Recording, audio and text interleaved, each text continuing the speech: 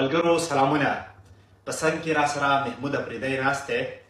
اوس د خپل وطن نه هم راغلی دی. یو څو ورځې کېږي په دغه دسمبر کې دی دلته کویت ته انټر شوی دی.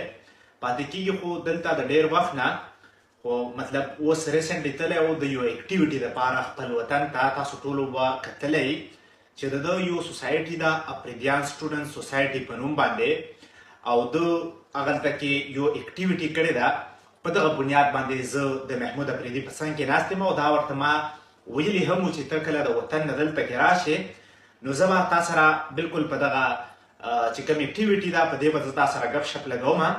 یو داسې پوزیټیو اکټیویټي چې ما کله دغه اکټیویټي وکتله چې دغه سټوډنټس ده راجمع کړي وو په یو غټ هال کې، او دو په کم تعداد کې سټوډنټ راجمع کړي وو، نو دا یو ډېره پوزیټیو اکټیویټي وه. او بیا سټوډنټ ته دا پیغام ورکول چې تاسو مطلب متفق شئ، په منځ کې بې اتفاقي ختمه کړئ، د خپل مستقبل دپاره د کام د مستقبل دپاره کار وکړئ. نو زه هم ډېر حیران کړم او په دې مجبوره کړم چې زه محمود افریدي سره په دغه باندې یو څو خبرې وکړم.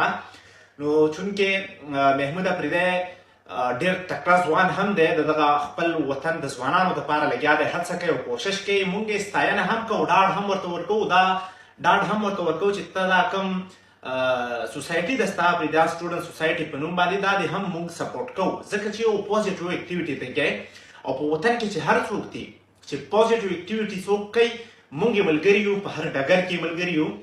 نو د محمود افریدي خو ډېره زیاته شکریا هم ادا کوم چې په دومره کم عمر کې دی لګیا دی، د وطن د ځوانانو فکر دی ورسره او غواړي چې د وطن ځوانان یو ښه طرف ته روان کړي.